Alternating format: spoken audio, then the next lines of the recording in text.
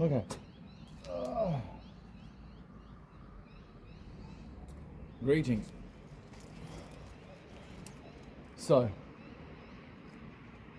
I don't often come into the conversation at the moment, or the conversation, as it were. I have lots of thoughts and stuff, lots of ramblings, but I also have a lot of things in my own life to sort out, many rooms to clean and all of that type of stuff.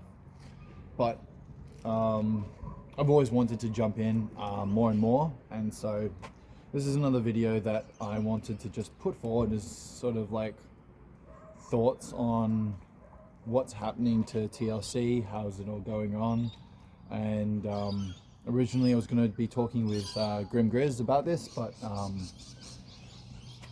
just finding a time on the other side of the world is always very hard. I'm going to do a quick background on myself. I'm a catechumen in a Roman Catholic church. I was Buddhist. I am a poet. I'm a martial artist. Majority of my faith is derived from movement and physicality. My spiritual teacher is more of my martial artist than my priest. And that's something that I want to talk into today.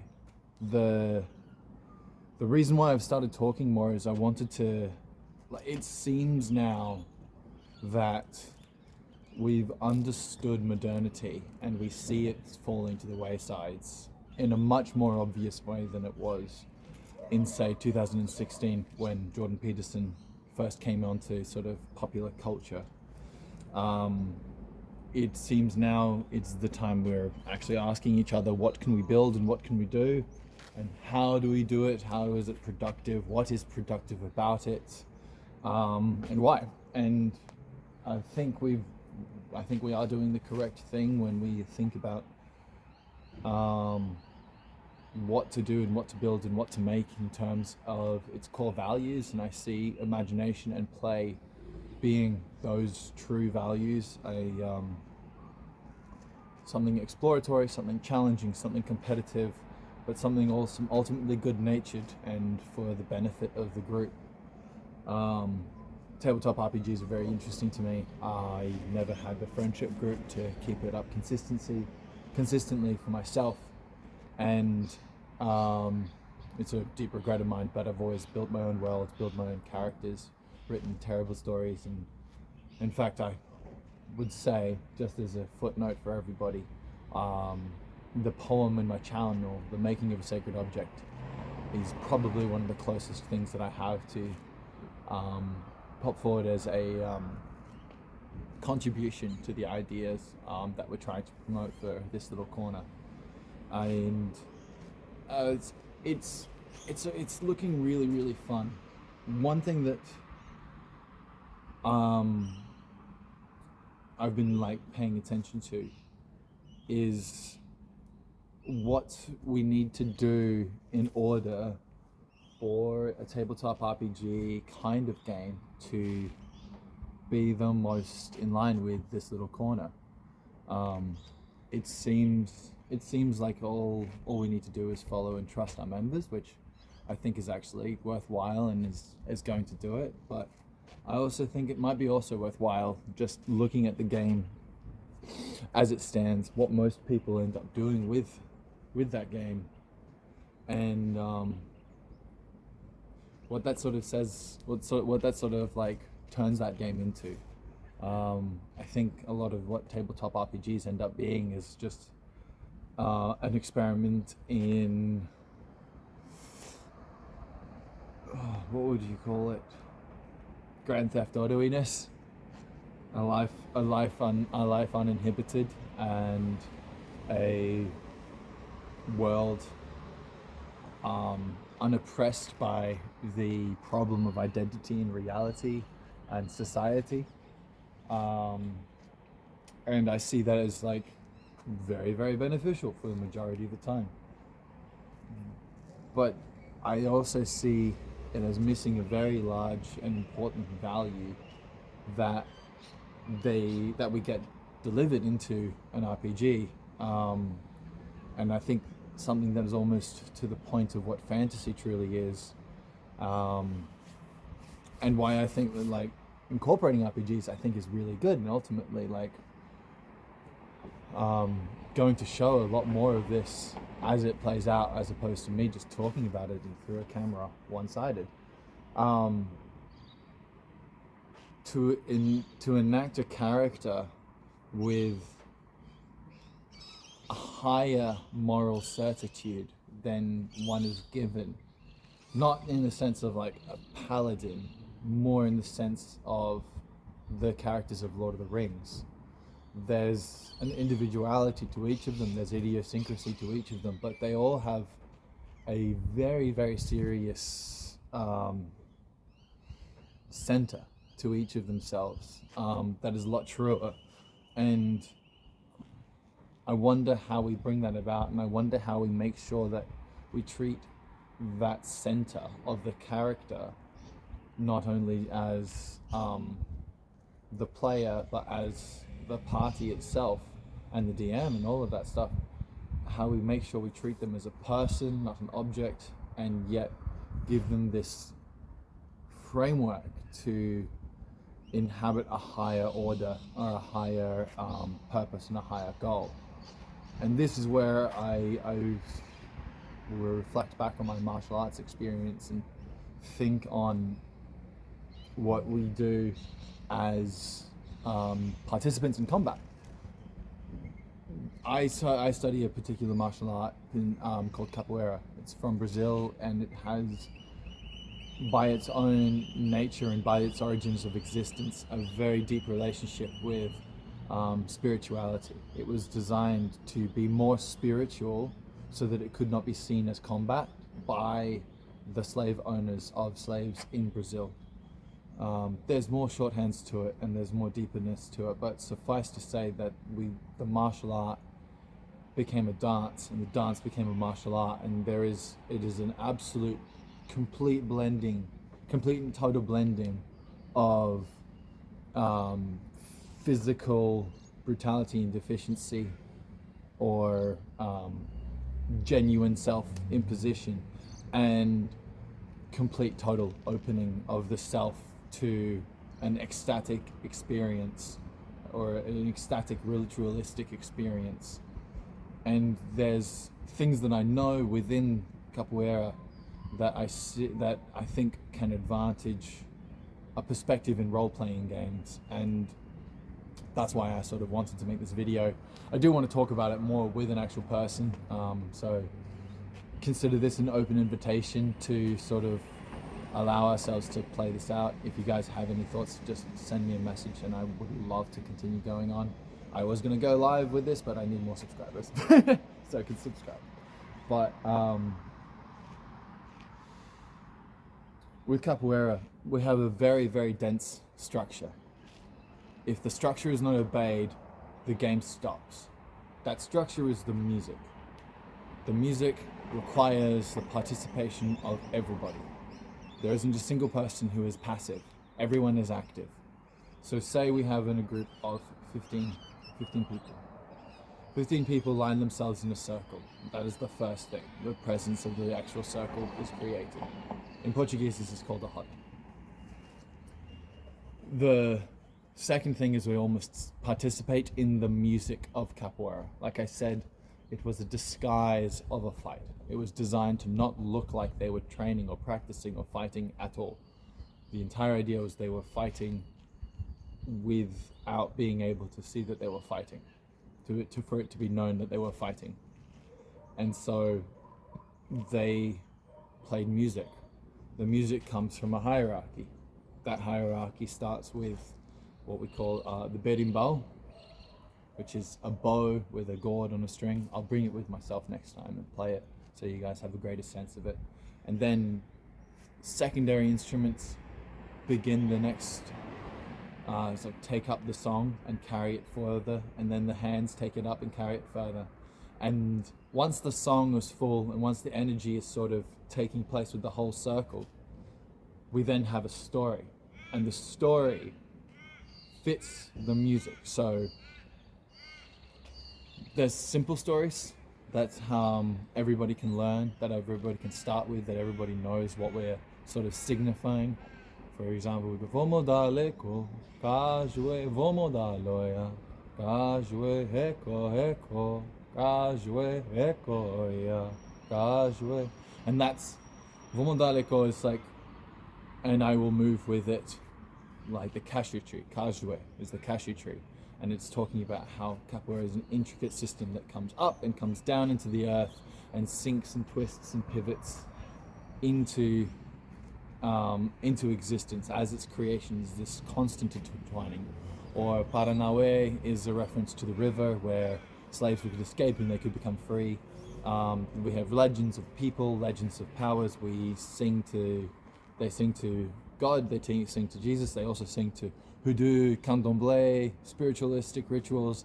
They sing to masters past and present. There's honor, there's ritual in those songs. And once the song sort of establishes it and continues, once the song is started and lays itself out, then two people meet into the center, enter into the play, and then have the game within themselves. I'm very excited in how this itself could apply into a role-playing game, because how I see capoeira inspiring myself, my own creativity and my own life is endless, but also how you can apply a philosophy to a, not an arbitrary, but a specific rubric. And that philosophy can go through every move. Like, we all have a default move, we all have that stance, and that stance is a sway, and in that sway you can see each individual's idiosyncrasies. And then you have soft moves, you have hard moves, you have soft dodges, and you have hard dodges. You have acrobatics, and you have simple movements. And you are talking with that person when you're playing with them. You're really truly playing with them in a way that I can only describe as, like, what Viveki calls tonos. Like, it's a good tension. It's playful in a certain nature where you're like, I got you over here, I'm getting you over there. Or like, where can I get you? What can I do with my body to move in, to come out? What can I do to open you up so that I can come in? What can I do to have these different plays? And I just heard last night from my capoeira master that it's a very important thing that the more skilled you are, the more you should actually open yourself up. So open yourself to get kicked. Open yourself to actually like have to get out of the way for someone's movements. Don't try to like respond just because you're better than somebody, because if you're dominating them, then you're treating them like an object. You still need to actually play with somebody as an individual of themselves. You can't ignore like where they are in their own journey and just go, well, you're a junior, I'm just gonna smack you out. You have to honor to come down to their level, to meet on their level, which again is like where the symbolism of capoeira comes in. We stop, come down, and move out. Been talking a lot about martial arts, even more so a lot of specific martial arts, but I want to bring it back to this because it feels like this is how you engage with personalism. A large problem, I think, and I think something that this little corner of the internet is actually really good at avoiding, is when people are confronted with a meaning crisis, they put themselves as the decider of what is true and what is good. And they had this, like, we had this idea of modernity, we had this idea of a stable form of reality, that everything was just an object and everything was just this passive thing, and there was a life and society that was carrying on, and all we needed to do was be nice to each other and, you know, go to jobs, and then everything will be fine. We didn't understand the importance of prayer, we didn't understand the importance of community and communion.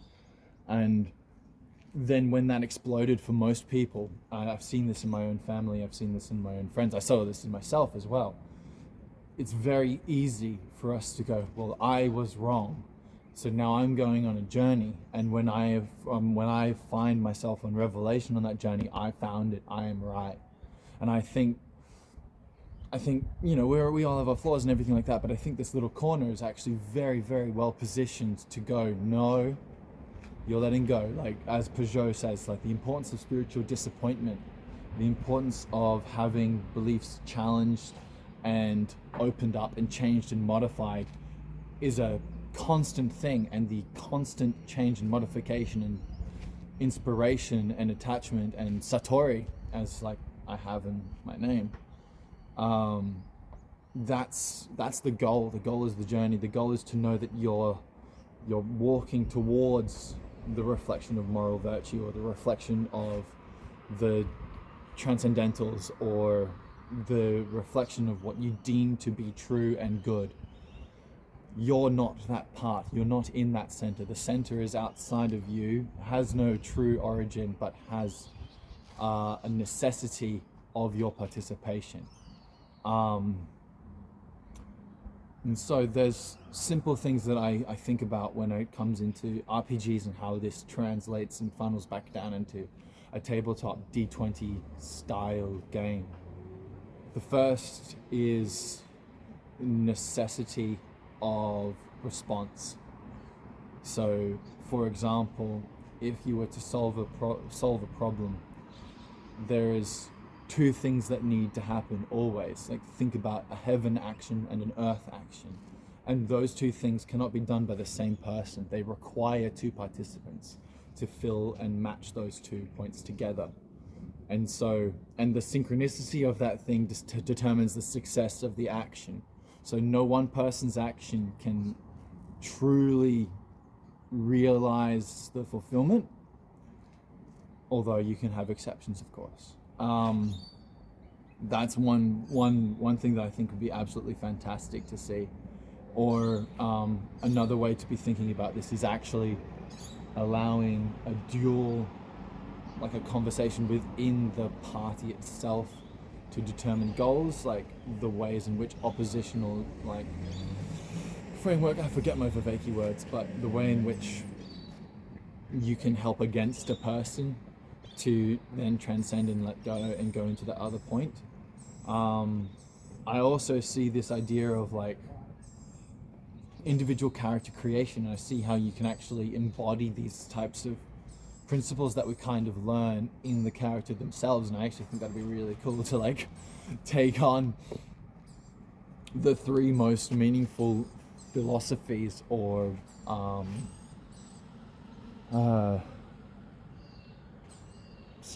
belief structures that we all have, and then define them and simplify them and calcify them and let them become a different being, and allowing the character creation as something of a way to experiment and understand different ideas and how they engage and interact with each other.